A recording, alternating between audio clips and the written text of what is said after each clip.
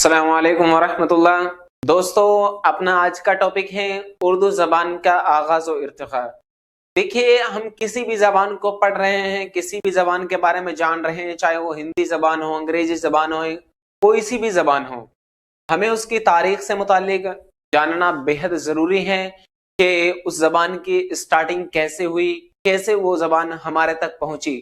ٹھیک ہے، کوئی بھی زبان جب وہ شروع ہوتی ہے، پرارمبھ ہوتی ہے، اس کا کوئی نہ کوئی پس منظر ہوتا ہے، اس کے پیچھے کوئی نہ کوئی وجہ ہوتی ہے۔ تو دیکھیے، ایک دنیاوی اعتبار سے جو ہم دیکھتے ہیں زبان کا آغاز و ارتقاء، اور ہمارے کمپٹیشن ایگزام کے لحاظ سے اس میں سے ایک دو کوشچن ہر سال ضرور آتے ہیں، اور وہ چاہے وہ کوئی سا بھی ایگزام ہو، ریٹ ہو، سی ٹیٹ ہو، سیکنڈ گریڈ ہو، فرسٹ گریڈ ہو، چاہے نیٹ جے آر ایف تک کا ایگزام ہو، نیٹ وغیرہ کا ایگزام ہو، کچھ بھی ہو، تب میں زبان سے متعلق کوشچنز پوچھے جاتے ہیں۔ اسی طرح اردو زبان کا آغاز و ارتقاء ہے۔ آپ سمجھتے ہیں سبھی کہ دنیا کے اندر بہت ساری زبانیں بولی جاتی ہیں، تقریباً 5-7 ہزار اس دنیا کے اندر بولی جاتی ہے، جس میں بولیاں بھی شامل ہیں اور زبان بھی شامل ہیں۔ زبان اور بولی میں تھوڑا سا فرق ہوتا ہے، آپ کو زبان کا تعارف کے متعلق بھی اس میں پتہ ہوگا کہ بولی اور زبان میں فرق یہ ہے کہ بولی جو ہوتی ہے اس کا رسم الخط نہیں ہوتا، اور زبان جو ہوتی ہے وہ بولی زبان اسی وقت بنتی ہے جب وہ کسی نہ کسی رسم الخط کی حامل ہو۔ آج ہم اردو زبان کے بارے میں جانیں گے، اردو زبان کے بارے میں پڑھیں گے کہ اردو زبان کیا ہے، کیسے یہ آپ کے سامنے بن کر آئی، کس طرح اس میں کچھ تنقید نگاروں کے، محققین کے، جو تحقیق کردہ لوگ ہوتے ہیں تحقیق کیے ہوئے، ان کے کچھ نظریات بھی ہیں، نظریات پوچھ لیے جاتے ہیں، جیسے سید سلیمان ندوی صاحب، مولانا محمد حسین آزاد صاحب ہیں، اسی طرح حافظ محمود شیرانی صاحب ہیں، اسی طرح ڈاکٹر شوکت سبزواری صاحب ہیں، اسی طرح بہت سارے جو لوگ ہیں جیسے سہیل بخاری صاحب بھی ہیں، انہی میں شامل ہیں، وہ بھی مولوی عبدالحق صاحب بھی ہیں، انشاءاللہ خان انشاء صاحب ہیں، میر امن صاحب کے بھی اردو کے متعلق کیا ہے قول و اقوال مل جاتے ہیں۔ آئیے دیکھتے ہیں اردو زبان کے بارے میں، اس کی شروعات، اردو زبان کا آغاز و ارتقاء۔ دیکھیے، یہ زبان کا تعارف اور اسی میں ہے اردو زبان کا آغاز و ارتقاء۔ اس پوری دنیا میں آپ کو پتا ہے 5 سے 7 ہزار زبانیں بولی جاتی ہیں۔ جو زبانیں آپس میں یکسانیت رکھتی ہیں، یعنی جو زبانیں آپس میں ایک جیسی ہوتی ہیں، چاہے وہ رسم الخط کے اعتبار سے ہوں یا بولی کے اعتبار سے ہوں، کسی بھی اعتبار سے ہوں، آپس میں کچھ کامن ہو، ایسی زبانوں کو ہم رشتہ زبان کہتے ہیں۔ تو یہ کوشچن بن جاتا ہے کہ وہ زبانیں جو آپس میں یکسانیت رکھتی ہیں، جو زبانیں آپس میں ایک جیسی ہوں، انہیں کیا کہتے ہیں؟ تو انہیں کیا کہتے ہیں؟ ہم رشتہ زبان کہا جاتا ہے۔ کلیئر ہے یہاں تک؟ آگے دیکھیے، ہم رشتہ جو زبانیں ہوتی ہیں، ان کو ایک ہی زمرے میں، مطلب ایک ہی سموہ میں، ایک ہی گروہ میں رکھا جاتا ہے۔ اس ایک گروہ یا ایک سموہ کو لسانی خاندان کے نام سے جانا جاتا ہے۔ اسے کیا کہتے ہیں؟ لسانی خاندان کہتے ہیں۔ دیکھیں، لسان جو لفظ ہے، یہ لسان عربی زبان کا لفظ ہے۔ لسان عربی زبان میں اس زبان کو کہتے ہیں، جو ہماری جیب ہے، ٹنگ، اس کو عربی میں لسان کہتے ہیں۔ اس کی جمع آتی ہے السنہ، کیونکہ بھاشا جو ہوتی ہے وہ منہ سے ہی بولی جاتی ہے، اس میں زبان کا استعمال کیا جاتا ہے، تو عربی میں اس کو کیا ہے؟ لسان کہا جاتا ہے۔ کلیئر ہے؟ انگلش میں اسی کو لینگویج کہتے ہیں، ہندی میں اسی کو بھاشا کہتے ہیں، ٹھیک ہے، اور اردو میں اس کے لیے لفظ، اور فارسی میں اس کے لیے لفظ زبان کا استعمال ہوتا ہے۔ دیکھیں، زبان کا صحیح املا ہے زبان، زا کے پیش کے ساتھ۔ کلیئر ہے نا؟ لیکن عرف عام میں چونکہ زبان استعمال کیا جاتا ہے تو وہ بھی ٹھیک ہے، لیکن اصل زبان ہے۔ اب دیکھیں، ایک انگریز ماہر لسان ہے، یعنی ایک انگریز کا جو بھاشا ودوان ہے، ایک انگریز کا نام ہے ولیم جونز۔ ولیم جونز نے بہت ساری زبانوں کا تقابلی مطالعہ کیا، مطلب تلناتمک ادھن کیا تھا بہت ساری زبانوں کو لے کر۔ تو انہوں نے پایا کہ دنیا کا سب سے بڑا جو خاندان ہے وہ ہے ہند یوروپی لسانی خاندان۔ کون سا ہے؟ ہند یوروپی بھاشائی جو سموہ ہے، یہ سب سے بڑا بھاشائی گروہ ہے یا بھاشائی سموہ ہے۔ اردو میں کہتے ہیں اس کو ہند یوروپی لسانی خاندان السنہ، یعنی زبانوں کا خاندان، سب سے بڑا خاندان ہے۔ اس ہند یوروپی لسانی خاندان کی کل 11 شاخیں ہیں، یعنی اس کو جب پارٹس میں ڈیوائیڈ کیا تو اس کے 11 بھاگ آتے ہیں۔ انہی 11 بھاگوں میں ایک بھاگ آتا ہے ہند یوروپی خاندان کا۔ کیا آتا ہے؟ ہند یوروپی جو لسانی خاندان ہے، اس کا ایک بھاگ آتا ہے ہند آریائی۔ یہ جو ہند یوروپی لسانی خاندان کی کل 11 شاخیں ہیں، انہی 11 شاخوں میں سے ایک آتا ہے ہند آریائی خاندان۔ اردو زبان جو ہے وہ اسی ہند آریائی خاندان سے نکلی ہے. ٹھیک ہے. اچھا, اردو زبان کس سے نکلی ہے؟ ہند آریائی خاندان سے. اس کے بعد دیکھیے آپ کے لیے جو امپورٹنٹ چیز ہے وہ یہ ہے کہ ماہرین لسانیات یعنی جو زبان کے ماہرین ہیں, جو بھاشاوید ہیں اردو زبان میں یا کسی بھی زبان میں, جو ماہرین لسانیات ہوتے ہیں, تو انہی ماہرین لسانیات نے ہندوستان میں ہند آریائی زبانیں جتنی بھی ہیں, جو اردو ہندوستان میں ہند آریائی زبانیں ہیں, ان زبانوں کو 3 بھاگوں میں بانٹا ہے. یعنی ان کے وکاساتمک جو سفر ہے, ان کا جو عروج کا جو سفر ہے, ان کا جو ڈیولپمنٹ کا سفر ہے, ان کو 3 بھاگوں میں یا 3 دوروں میں بانٹا ہے, 3 حصوں میں بانٹا ہے. ایک آتا ہے نمبر 1 قدیم ہند آریائی زبانیں. قدیم یعنی ایک پراچین جو ہند آریائی بھاشائیں ہیں. ایک آتا ہے وسطی ہند آریائی, مدھیم, ٹھیک ہے, درمیانی ہند آریائی. اب اس کے بعد آپ کو 3rd نمبر میں بتا دیں گے جو جدید ہیں.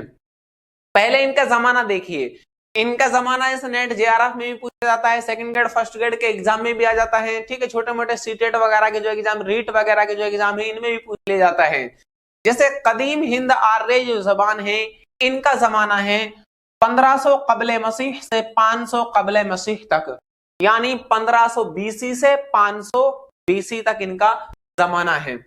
اس کے بعد جو وسطی ہند آریائی زبانیں ہیں, ان کا زمانہ آتا ہے 500 قبل مسیح سے 1000 عیسوی تک, یعنی 500 BC سے 1000 AD تک ان کا زمانہ آتا ہے. عیسیٰ پورو سے عیسیٰ بعد تک کا زمانہ. ٹھیک ہے. اب جو وسطی ہند آریائی زبانیں ہیں, یہ زبانیں کیسے بنی, کیا ہیں؟ تو دیکھیے وسطی ہند آریائی کا عہد یعنی جو زمانہ ہے, یہ دراصل یہ حقیقت میں پراکرتوں کا آغاز و ارتقاء ہے. جو پراکرت زبانیں تھیں, وہ پراکرت زبانیں جن میں مہاویر جین ہیں, مہاتما بدھ وغیرہ نے اپنے دھارمک اپدیش دیے تھے. ٹھیک ہے, وہ ان زبانوں کا زمانہ ہے. جیسے پراکرت کے معنی ہوتے ہیں فطری زبان.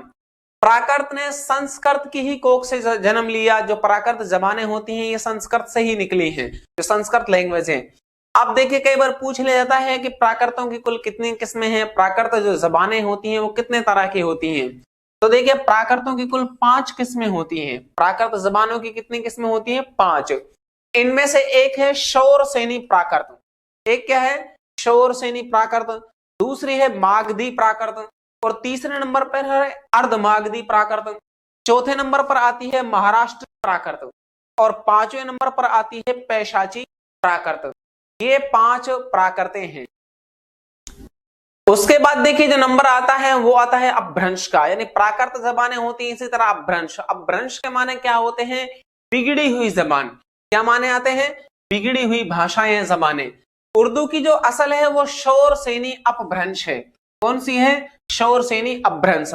اپبھرنشوں کے بھی جو پرکار ہوتے ہیں, تو دیکھیں جو شور سینی پراکرت سے پیدا ہوئی, اس کا حدود اربع یعنی اس کا جو ایک حصہ ہے وہ کون سا ہے؟ مدھیہ پردیش ہے, جہاں سنسکرت پروان چڑھی ہے.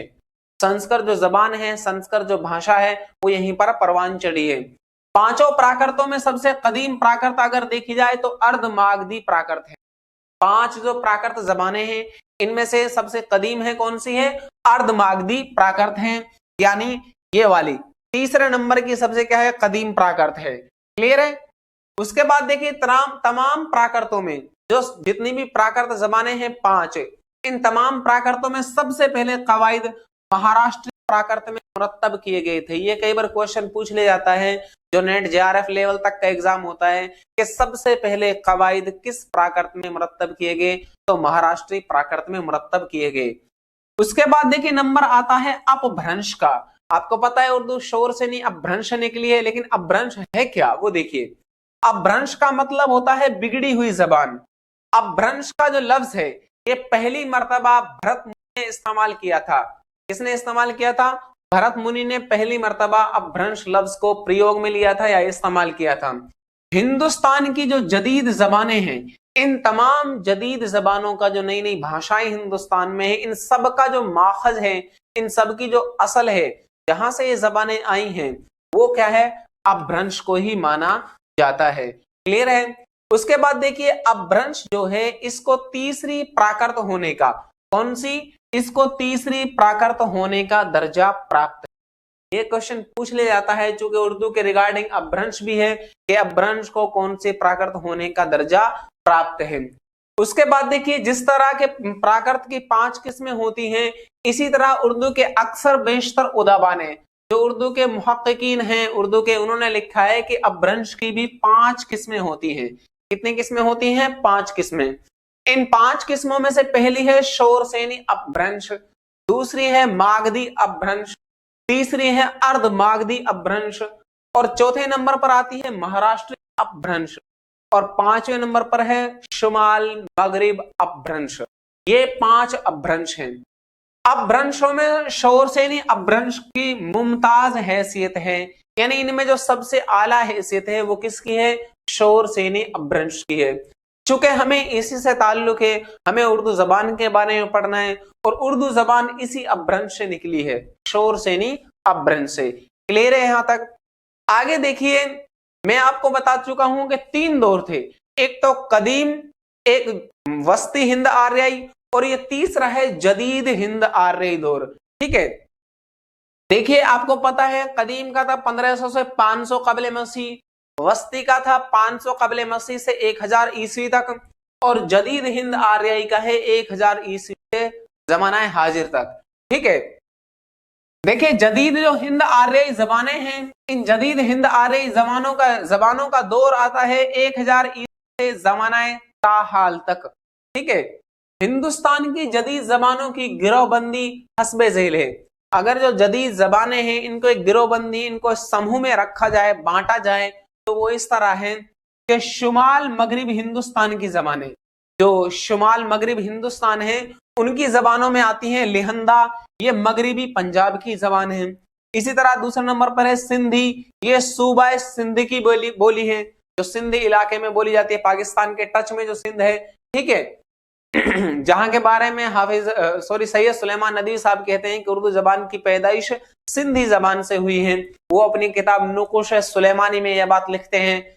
आगे देखिए, जुनूबी हिंदुस्तान, जो दक्षिणी हिंदुस्तान है, जुनूबी हिंदुस्तान की आर्याई जबानें मराठी हैं, जो महाराष्ट्र में बोली जाती है। ठीक है, और मशरिकी अगर हिंदुस्तान की बात की जाए तो मशरिकी हिंदुस्तान की जबानों में आसामी, बंगाली, उड़िया और बिहारी जबानें हैं। इसी तरह अगर हम मगरिबी हिंदुस्तान की बात करें, प्रॉपर मगरिब के एतबार से, तो मगरिबी हिंदुस्तान की जबानें, मध्य देश की जबान ही को मगरिबी हिंदी कहा जाता है। मध्य देश की जो जबान है उसको क्या कहा जाता है? मगरिबी हिंदी कहा जाता है। आप सभी जानते हैं कि अंग्रेज इतिहासकार हुए हैं, अंग्रेजी के अंग्रेज मशहूर, आप सभी जानते हैं कि मशहूर अंग्रेज हुए जॉर्ज ग्रेयर्सन। उन्होंने एक बुक लिखी है लिंग्विस्टिक सर्वे ऑफ इंडिया। क्या लिखी है? लिंग्विस्टिक सर्वे ऑफ इंडिया, यानी लिसानी हिंदुस्तानी जबानों का जायजा। ठीक है, हिंदुस्तानी जबानों का इन्होंने जायजा किया था। तो इसी किताब में उन्होंने उर्दू की पैदाइश बालाई दो आब और रुहेल खंड वर्नाक्यूलर हिंदुस्तानी से माना है। इन्होंने मगरिबी मागधी अपभ्रंश की बोलियों को बिहारी नाम दिया। तो क्वेश्चन ये बनता है, जॉर्ज ग्रेयर्सन ने मगरिबी मागधी अपभ्रंश की बोलियों को क्या नाम दिया था? जॉर्ज ग्रेयर्सन ने तो बिहारी नाम इन्होंने दिया था। ठीक है, उन जबानों को इन्होंने बिहारी के नाम से जाना है। उसके बाद देखिए, जॉर्ज ग्रेयर्सन जो हैं, इसी जॉर्ज ग्रेयर्सन ने मध्य प्रदेश की जबान को मगरिबी हिंद का नाम दिया और उसकी बोलियों को 2 हिस्सों में तकसीम किया कि मध्य प्रदेश में जो बोली जाती है वो 2 हिस्से की है। एक तो है बिल फतह और दूसरा है अलिफ, यानी पहला गिरोह ओ या बिल फतह की बोलियों का, और दूसरा गिरोह आता है अलिफ वाली बोलियों का गिरोह। अब इनमें ओ या बिल फतह वाली बोलियों का जो गिरोह है, इसके अंदर आती हैं ब्रजभाषा, कनूजी, बुंदेली, और जो अलिफ वाले गिरोह हैं इसके अंदर आती है खड़ी बोली, हरियाणवी। अब इस हरियाणवी बोली को जाटू, बांगड़ू या गंवार के नाम से भी जाना जाता है। ठीक है, हरियाणवी बोली को क्या कहते हैं? जाटू भी कहते हैं, बांगड़ू भी कहते हैं, गंवार भी कहा जाता है हरियाणवी बोली को। इस तरह जॉर्ज ग्रेयर्सन ने मगरिबी हिंदी की कुल 5 बोलियां बताई। अब ये क्वेश्चन आता है, नेट में कई बार पूछा भी जा चुका है, बड़े बड़े एग्जामों में आता है। ठीक है, और छोटे एग्जाम में भी अक्सर पूछ भी लेते हैं, लेकिन बड़े एग्जामों में तो ये आता ही है कि मगरिबी हिंद की कुल कितनी बोलियां हैं। تو مغربی ہند کی 5 بولیاں ہیں. ٹھیک ہے, مغربی ہند کی کل 5 بولیاں ہیں, یا مغربی ہند کی کون سی بولی نہیں ہے مندرجہ ذیل میں. تو دیکھیے مغربی ہند کی یہ 5 بولی ہیں, آپ کو یہ 5 یاد رکھنی ہیں. ایک تو برج بھاشا ہے, قنوجی ہے, بندیلی ہے, کھڑی بولی ہے, اور کیا ہے, ہریانوی ہے. اسی ہریانوی کے 3 نام اور ہے, بانگڑو, جاٹو اور گنوار. ٹھیک ہے, برج بھاشا کو مغربی ہندی کی نمائندہ بولی کہا جاتا ہے. آپ سبھی جانتے ہیں برج بھاشا برج علاقے میں بولی جاتی ہے, اور اسی برج بھاشا کو اردو کا اصل اور ماخذ قرار دیا ہے مولانا محمد حسین آزاد صاحب نے اپنی کتاب آب حیات کے اندر, جو سن 1880 میں انہوں نے تحریر فرمائی ہے. تو آپ سے کوشچن پوچھا جائے کہ مغربی ہندی کی نمائندہ بولی کسے کہا جاتا ہے, تو برج بھاشا کو کہا جاتا ہے. برج بھاشا کو ماہرین لسانیات نے شور سینی اپبھرنش کی سچی جانشین قرار دیا ہے, کہ جو شور سینی اپبھرنش کی ہے بولی ہے, اگر اس کی کوئی سچی جانشین ہے تو وہ اب کون سی ہے, برج بھاشا ہے. اسی طرح دیکھیے قنوجی بولی مغربی ہند کی بولی ہے. جس طرح برج بھاشا مغربی ہند کی ہے, بندیلی مغربی ہند کی ہے, کھڑی بولی ہے, اسی طرح ہریانوی ہے. 5 کو الگ الگ بتانے آپ کے سامنے. دیکھیے قنوجی بولی کا نام ضلع فرخ آباد میں واقع شہر قنوج کے نام پر قنوجی پڑا. ٹھیک ہے, اور بندیلی بندیل کھنڈ میں بولی جاتی ہے. ٹھیک ہے, کہاں پر بولی جاتی ہے, بندیل کھنڈ میں, اور اس کے بولنے والے بندیل کہلاتے ہیں. اسی طرح جو کھڑی بولی ہے, کھڑی بولی مغربی روہیل کھنڈ, دوآب کے شمالی حصہ اور پنجاب کے ضلع امبالہ میں بولی جاتی ہے. ٹھیک ہے, اسی طرح گریڈسن نے کھڑی بولی کو ہندوستانی کا نام دیا ہے. کھڑی بولی کو گریڈسن نے کیا نام دیا ہے, ہندوستانی کا. امپورٹنٹ چیز ہے, کھڑی بولی کو گریڈسن نے کس نام سے جانا ہے, ہندوستانی. کیونکہ دی لنگوسٹک سروے آف انڈیا ان کی بک ہے, جو اردو یا کسی بھی زبان سے ریلیٹڈ ایک اہم کتاب مانی جاتی ہے. ہریانوی کو جاٹو, بانگڑو, گنوار کہا جاتا ہے, آپ کو بتا دیا ہے. اسی طرح دیکھیں ڈاکٹر شوکت سبزواری, سہیل بخاری, جارج گریڈسن نے کہا ہے کہ اردو زبان کی اساس کھڑی بولی ہے. یعنی اردو زبان کی جو جڑیں ہیں, اردو زبان کی جو اصل ہے وہ کیا ہے, کھڑی بولی ہے. کھڑی بولی سے ہی کیا ہے, اردو زبان پیدا ہوئی ہے. اور آپ سبھی جانتے ہیں اردو زبان کے متعلق جتنے بھی اقوال ہوں, قول ہوں, فعل ہوں, سب میں آخر میں ایک ہی جواب آتا ہے کہ اردو کھڑی بولی سے بنی ہے. اس کے بعد نمبر آتا ہے محققین کے قول و اقوال کا. یہ قول و اقوال ضرور پوچھے جاتے ہیں ایگزام کے اندر, یا تو ان کی کتابیں پوچھ لی جاتی ہیں یا ان کے قول پوچھے جاتے ہیں کہ یہ قول کس کا ہے.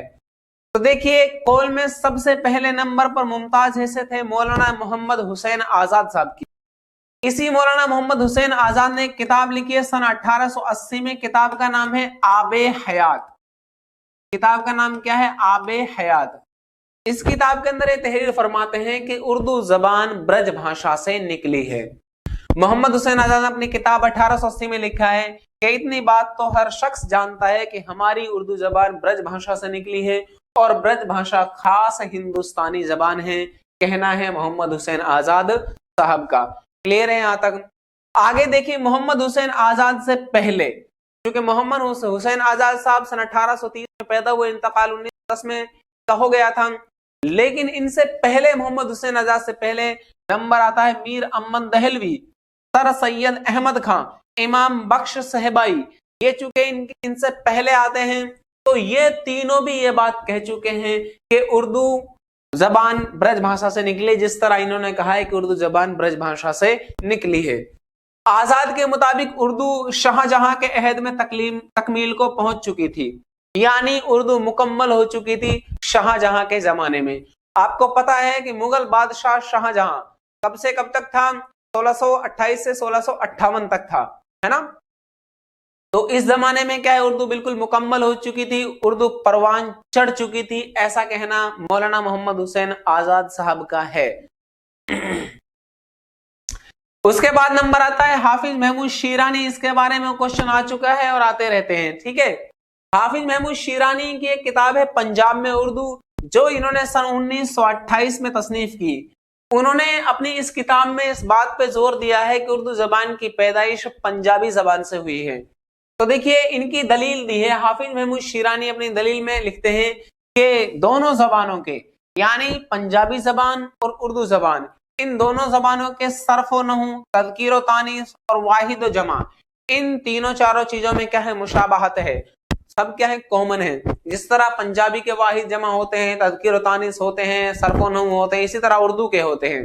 तो इन दोनों में कॉम्बिनेशन जो इन्होंने किया है, तुलनात्मक इनका अध्ययन किया है, इस वजह से ये कहते हैं कि उर्दू जबान पंजाबी जबान से निकली है। सेकंड बात, ये अपनी किताब में लिखते हैं कि उर्दू दहली की कदीम जबान नहीं है। उर्दू है जो, वो दहली की एक पुरानी जबान नहीं है, बल्कि मुसलमानों के साथ दहली जाती है। चूंकि मुसलमान पंजाब से हिजरत करके दहली जाते हैं, तो जाहिर सी बात है कि वो अपने साथ कोई जबान भी पंजाब से दहली ले गए होंगे, तो इसी का नाम क्या है, उर्दू जबान है। क्योंकि वो पहले पंजाब में रहे तो यहाँ पंजाबी जबान बोलते थे, तो पंजाबी और उर्दू एक नई दूसरी भाषा के खलत मलत एक मेल जोल से जो नई जबान पैदा हुई, उसका नाम इन्होंने उर्दू नाम रख दिया। ये कहना है हाफिज महमूद शीरानी साहब का। इसी तरह आप सभी जानते हैं पंजाबी जबान के मशहूर और मारूफ एक अंग्रेज आलिम है, इसका नाम है टी ग्राहम बेली। क्या नाम है, टी ग्राहम बेली। इन्होंने भी शीरानी के नजरिए से इत्तफाक करते हुए लिखा है। वो शीरानी के नजरिए की इत्तफाक करते हैं, मानते हैं कि शीरानी जी सही कह रहे हैं कि उर्दू पंजाबी से निकली है। ये कहते हैं कि उर्दू की पैदाइश 1027 ईस्वी के लगभग हुई है। कब हुई है? 1027 ईस्वी के लगभग। लाहौर में माना है पैदाइश को, किसने? टी ग्राहम बेली ने। आगे लिखते हैं कि कदीम पंजाबी इसकी माँ है। उर्दू की माँ टी ग्राहम बेली ने किसे करार दिया है? कदीम पंजाबी को। आगे ध्यान देना। और कदीम खड़ी बोली इसकी सौतेली माँ है। तो देखिए टी ग्राहम बेली ने उर्दू की दो माँ बताई हैं, कदीम पंजाबी इसकी माँ और कदीम खड़ी बोली इसकी सौतेली माँ, इसकी उर्दू की।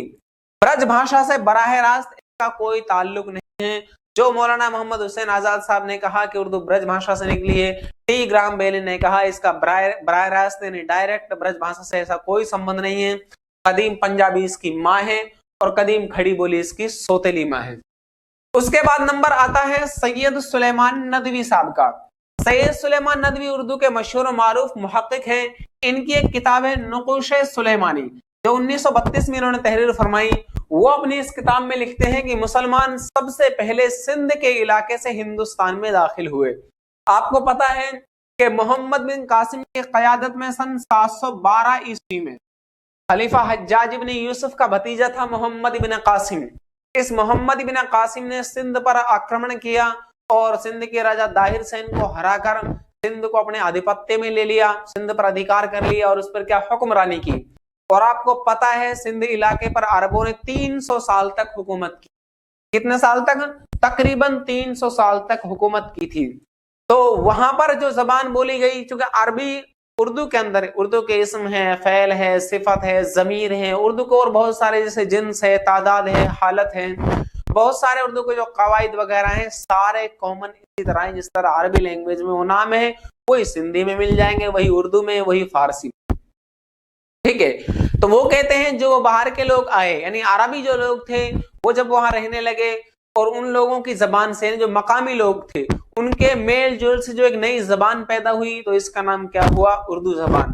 तो ये कहना है सैयद सुलेमान नदवी साहब का कि उर्दू जबान की पैदाइश सिंधी जबान से हुई है। उसके बाद नंबर आता है डॉक्टर शौकत सब्जवारी। डॉक्टर शौकत सब्जवारी की किताब है दास्ताने ज़बाने उर्दू। दास्ताने, देखिए आपको इंपॉर्टेंट चीज ये है, किताबें जरूर याद रखनी है कि किसकी कौन सी किताब है। ठीक है, किताबें जबान से मुतालिक बहुत पूछी जाती हैं। तो दास्ताने ज़बाने उर्दू 1961 में इनकी किताब शाये हुई। इस किताब में लिखते हैं कि उर्दू खड़ी बोली से तरक्की पाकर बनी है। किस बोली से बनी है?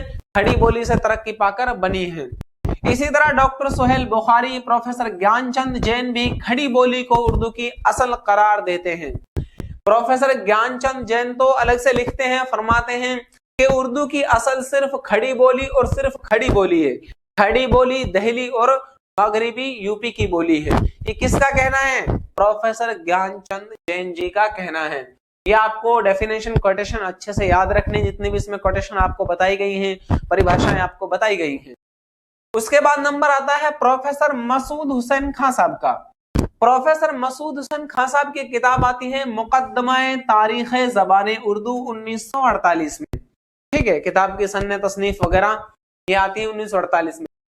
इसमें वो लिखते हैं कि दहली और आसपास में बोले जाने वाले बोलियों की तरफ तवज्जो दिलाई कि उर्दू की जो पैदाइश हुई है वो दहली اور دہلی کے جو گرد و نواح میں، دہلی کے جو چاروں طرف آر پاس جو بولی بولی جاتی ہے، ان سب سے مل کر اردو بنی۔ پروفیسر مسعود حسین صاحب ایسا کہتے ہیں۔ دیکھیں مسعود صاحب کا خیال ہے اردو زبان کی تشکیل اور اسے معتبر لب و لہجہ عطا کرنے میں ہریانوی اور نواح دہلی دیگر قدیم بولیوں کا ہاتھ رہا۔ یعنی اردو کا جو ایک لب و لہجہ ہے، اردو کا جی ایک خاص ایک تشکیل، ایک شکل ہے، ایک شکل و صورت ہے اردو کی، اس سب کو بنانے میں کس کا ہاتھ ہے؟ ہریانوی زبان کا اور قدیم کھڑی بولیوں کا۔ یہ کس کا کہنا ہے؟ پروفیسر مسعود صاحب کا۔ ہریانوی نے اردو کی تشکیل میں حصہ لیا، یعنی اردو کی جو شکل و شباہت ایک تیار ہوئی، اس میں حصہ کس نے لیا تھا؟ ہریانوی نے۔ کس نے کہا ہے؟ پروفیسر مسعود صاحب نے کہا۔ یہ بات الگ سے یاد رکھنی ہے۔ کھڑی بولی، برج بھاشا اور میواتی نے اس کا لب و لہجہ متعین کیا۔ اردو کا جو ایک لہجہ ہے، بولنے کا جو ایک انداز ہے، وہ کس کس سے مل کر بنا؟ برج بھاشا، میواتی اور کھڑی بولی۔ ٹھیک ہے، اسی طرح مسعود صاحب کہتے ہیں، مسعود صاحب کے نزدیک ہریانی یا ہریانوی، برج بھاشا، کھڑی بولی اور میواتی دہلی کے گرد و نواح میں بولی جاتی ہے۔ بالکل صحیح بات ہے، کیونکہ میواتی بولی، ہریانوی بولی، کھڑی بولی، برج بھاشا دہلی کے علاقے میں بولی جاتی ہے، ٹھیک ہے، NCR چھیتر میں۔ پروفیسر مسعود صاحب کہتے ہیں کہ نواح دہلی کی یہ بولیاں اردو کا اصل منبع اور سرچشمہ ہیں۔ دیکھیں منبع نبع سے بنا ہے، جس کے معنی ہوتے ہیں پیدا ہونا، اور منبع کے معنی ہوتا ہے پیدا ہونے کی جگہ، پرسفٹت ہونے کی جگہ، اگنے کی جگہ۔ تو پروفیسر مسعود صاحب کہتے ہیں اردو جو زبان ہے یہ نواح دہلی کی بولیوں سے مل کر بنی ہے، اور یہی اس کی اصل ہے، یہی اس کی پیدا ہونے کی جگہ ہے، جہاں سے یہ اردو کیا پیدا ہو کر ہمارے سامنے وجود میں آئی۔ اسی طرح نصیر الدین ہاشمی صاحب کی کتاب دکن میں اردو، اس کتاب میں وہ لکھتے ہیں کہ مسلمان سب سے پہلے کارو منڈل میں آئے، چنانچہ ان کے اور مقامی لوگوں کے ربط و ضبط سے سب سے پہلے دکن میں اردو پیدا ہوئی۔ لیکن ان کا قول بہت کمزور ہے، ان کے قول کی اکثر مجروح قرار دیتے ہیں۔ نصیر الدین ہاشمی صاحب کا جو قول ہے کہ مسلمان سب سے پہلے کہاں پر آئے تھے؟ کارو منڈل تٹ پر، ویسے بات صحیح ہے۔ طاہر حسین 712 عیسوی میں آئے تھے، کہاں پر؟ محمد بن قاسم سب سے پہلے آئے تھے سندھ علاقے میں، جہاں پر انہوں نے طاہر حسین پر حملہ کیا، اور وہاں پر عربوں کی حکومت 300 سال تک قائم رہی تھی۔ لیکن اس سے بھی پہلے جو مسلمان آئے تھے انڈیا میں، وہ کارو منڈل تٹ پر ہی آئے تھے، اس سے بھی پہلے آئے تھے۔ ٹھیک ہے، 7ویں صدی کے اوائل میں یا 7ویں صدی کے اخیر کے درمیان میں، تقریباً 650-636 کے زمانے میں ہی کارو منڈل تٹ پر مسلمان آ چکے تھے۔ ٹھیک ہے، اور یہ زمانہ 8ویں صدی کے شروع کا ہے، محمد بن قاسم کا، جو خلیفہ حجاج بن کے بھتیجے تھے۔ لیکن پھر بھی ان کا قول کم مانا جاتا ہے۔ بس آپ کو اتنا یاد رکھنا ہے، اس کی کتاب کون سی ہے؟ دکن میں اردو، اور اردو دکن میں پیدا ہوئی، کس کا قول ہے؟ نصیر الدین ہاشمی کا۔ یہ دو چیزیں اس میں امپورٹنٹ ہے۔ اس کے بعد انشاءاللہ خواہ انشاء صاحب آتے ہیں، ان کا کہنا ہے کہ اردو زبان عربی، فارسی، ترکی اور برج بھاشا ان سب کے سنگم سے مل کر اردو بنی۔ کس نے کہا ہے؟ انشاءاللہ خواہ انشاء نے۔ اسی طرح میر امن دہلوی کہتے ہیں اردو مختلف زبانوں کے میل کا نتیجہ ہے، بہت ساری بھاشاؤں سے مل کر، بہت ساری زبانوں سے مل کر اردو بنی۔ میر امن کے مطابق اردو اکبر بادشاہ کے عہد میں پیدا ہوئی، اکبر بادشاہ کے عہد میں پیدا ہوئی، میر امن نے کہا ہے، اور شاہجہاں کے عہد میں فروغ پایا۔ یہ بھی کس نے کہا ہے؟ میر امن نے۔ شاہجہاں کے عہد میں اس کا وکاس ہوا، ایسا میر امن کہتا ہے، لیکن مولانا محمد حسین آزاد نے کہا تھا کہ شاہجہاں کے عہد میں اردو مکمل ہو چکی تھی، تکمیل کو پہنچ چکی تھی، یعنی پورا اس کا ایک تو ہوتا وکاسشیل، ایک ہوتا وکاساتمک، اس کا مکمل ڈیولپمنٹ ہو چکا تھا شاہجہاں کے عہد میں۔ یہ کس نے کہا ہے؟ محمد حسین آزاد نے۔ اور اس کا وکاس کا درجے کو پہنچی میر امن کے مطابق۔